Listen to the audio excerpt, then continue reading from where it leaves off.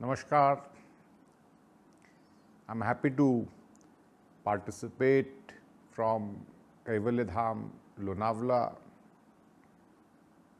an institution founded in 1924 and soon to complete 100 years of its thriving existence. And while we try to take various dimensions of yoga to public at large, I have some very interesting questions, and I will try to answer them in a way where we understand yoga as a darshana and yoga as a science. So the first question is, yoga is an ancient practice. How is it relevant for people living in modern busy life? And I think it's a very interesting question.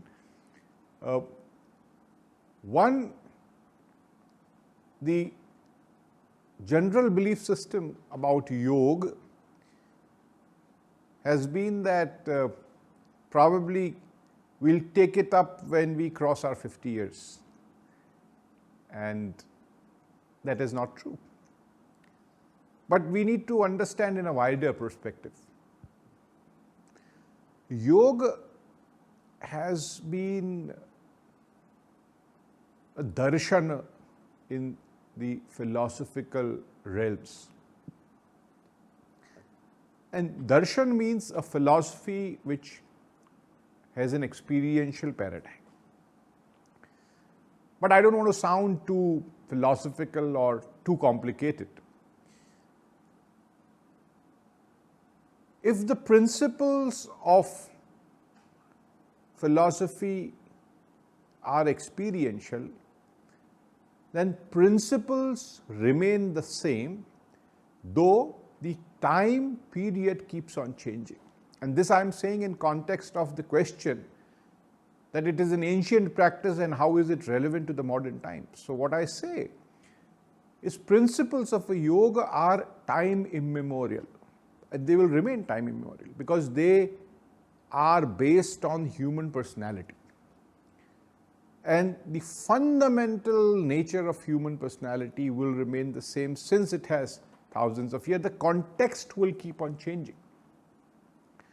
For example, during the hunting age, individuals, the hunters, used to have fight or flight reaction when they probably saw a tiger in the jungle, because that was the survival instinct.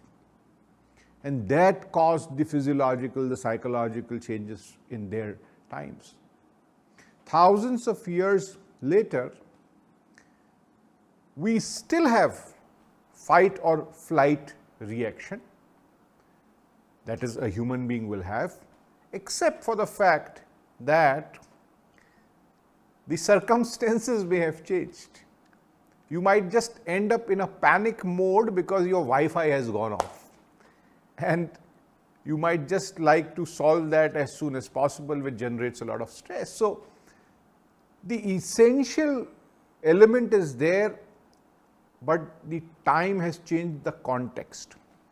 And therefore I say that yoga provides us those tools at your physiological, at your psychological, at your emotional, social and spiritual level to ensure you are in synthesis, to ensure that you are in harmony, to ensure that you are peaceful, you are healthy in all dimensions. So whether it is ancient time or whether it is modern time, like it is said, a person who is in harmony, an individual who is in harmony, definitely will yield better results in areas of their work, will be better members of the family, will do things in the best way possible because of the integrated personality they have. And yoga is a tool towards going towards an integrated personality. So it remains to be as relevant, if not, I would say more important today, because we have moved from physical labor intensive jobs to mind intensive jobs, to an environment which takes toll on our emotions. And yoga is the perfect answer for integrating these aspects of health. So I think it is more relevant than probably it was before, because the principles will remain the same. So that answers my first question. Second question is yoga for everyone, or should one have specific abilities, and can we start yoga at any age? Interesting. Part one of the question about abilities comes from the thought where yoga has been perceived to be largely yoga asanas, and therefore the question probably of the abilities, of the fitness, of the conditions. Yoga is a process, is a lifestyle, is a practice which is a combination, as described in Ashtanga Yoga, of yama, niyama, asana, pranayam, pratyahar, dharana, dhyan and samadhi. Simple. So it's a practice which leads you towards an integrated personality. To what extent you want to do is something which is your choice. So there are no special abilities required, but it is an experiential science. Therefore, don't read too much about it, don't think too much about it, don't discuss too much about it. Just get a yoga mat, sit down and practice. Practice for 5 minutes, that's all right. Do it sincerely and regularly. You will see that the effect itself will be inspirational. So no special abilities, it needs to be practiced, and the feel-good factor, the feel-good experience will lead you to further practice. Age, actually, Swami Kaivalyadhama ji did prescribe. He said that for children, the practice of Ashtanga Yoga could only probably be done in that understanding after 12 years of age. And that is because there is a level of understanding for yamas and niyamas, that sort of thing. But trying to teach a child, even of 4 years old, just to sit down and be able to concentrate on the breath, I think is a good idea. Trying to teach children who have special needs some postures which regulate their energy at age of 4 is a good idea. Kaivalyadhama conducted a very intensive research on yoga and its impact on special children. And we made them, do asanas, we made them take out sounds of the cat and the dog.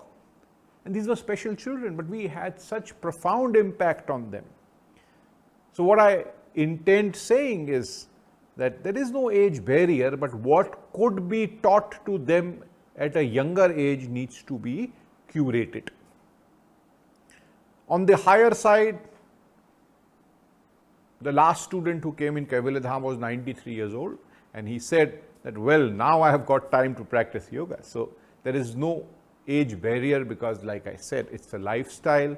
It is something which is imbibed in your life, and it is not about the body itself. It's about your mind. It is about your emotion. It is about your social attitude. It is about your spiritual well-being. So no barriers at all, and you can start as early and as late as you want. We will close with the Shanti mantra, Purnamada Purnamidam. Om Purnamada Purnamidam Purnat Purnamudachyate Purnasya Purnamadaya Purnameva Vashishyate. Om Shanti Shanti Shanti.